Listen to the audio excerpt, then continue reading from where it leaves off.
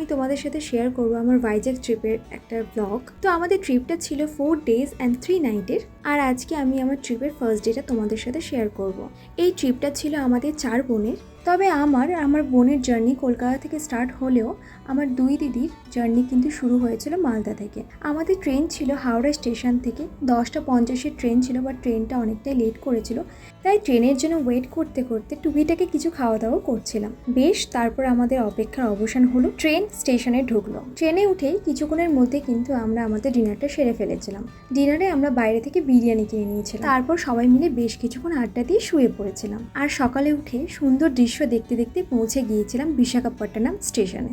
আমাদের হোটেল আগে থেকেই বুক করা ছিল, তাই সেখানকার ঠিকানা দিয়ে পৌঁছে গিয়েছিলাম হোটেলে। হোটেলের নাম ছিল অরবিন্দ স্টে। ট্রেনটা আমাদের দুপুরে ঢুকেছিল, তাই এসে যথারীতি ফ্রেশ হয়ে আমরা কিন্তু লাঞ্চ অর্ডার করে নিয়েছিলাম সুইগি থেকে। খাওয়া দাওয়া করে রেডি হতে আমাদের সন্ধে হয়ে এসেছিল, তাই আমরা ঠিক করেছিলাম যে সেই দিনে শুধুমাত্র আমরা আরকে বিচটাই ঘুরবো। আমাদের হোটেল থেকে আরকে বিচ হেঁটে যেতে মোটামুটি 7 থেকে 10 মিনিটের মতো সময় লেগেছিল। তবে আমি তোমাদের সাজেস্ট করব এমন কোনো ট্রেনের টিকিট কাটতে যেটা তোমাদের সকালের মধ্যেই ভাইজ্যাক পৌঁছে দেবে, তাহলে তোমরা আরকে বিচ ছাড়াও আশেপাশে আরও জায়গাগুলো ঘুরে নিতে পারবে। আর এই ট্রিপটা তোমরা 3 days and 2 nights কমপ্লিট করে নিতে পারবে। তো যাই হোক, এবার তোমাদের সাথে শেয়ার করি যে আরকে বিচের আশেপাশে আমরা যে খাবারগুলো ট্রাই করেছিলাম সেগুলো কেমন ছিল। প্রথমেই ট্রাই করেছিলাম সেখানের ফুচকা। আমরা সেখানে পানিপুরি আর মশালা পুরি এই দুটো ট্রাই করেছিলাম, যেটার ফ্লেভার ছিল একদমই আলাদা, তবে আমাদের খুব একটা ভালো লাগেনি।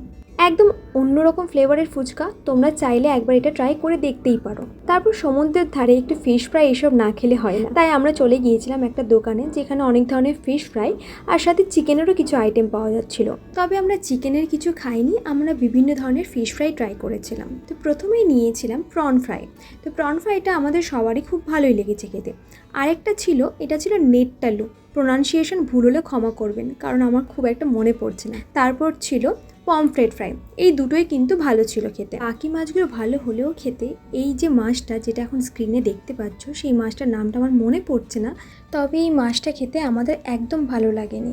তারপর ছোট সাইজের প্রন ফ্রাই অর্ডার করেছিলাম, এটাও বেশ ভালো ছিল খেতে। বেশ, খাওয়া দাওয়া সেরে আমরা আরকে বিচের আশেপাশে কিছু জিনিসপত্রের দোকানগুলো ঘুরে নিচ্ছিলাম। তারপর এইসব ফিশ ফ্রাই এসব খাওয়ার পরে একটু কোল্ড ড্রিঙ্কস খেতে খুব ইচ্ছে জেগেছিল, তাই কোল্ড ড্রিঙ্কস নিয়ে আমরা আরকে বিচের সামনে সিঁড়িতে বসে বেশ 4 জন মিলে বসে আড্ডা দিচ্ছিলাম। এইরকম সবাই একসাথে বসে গল্প করতে খুব ভালো লাগছিল। আস্তে আস্তে চারদিকে লোকজন কমে অনেকটা ফাঁকা হয়ে গিয়েছিল। এরকম নিস্তব্ধ পরিবেশ সাথে সমুদ্রের ঢেউয়ের আওয়াজ মনটাকে যেন জুড়িয়ে দিচ্ছিল।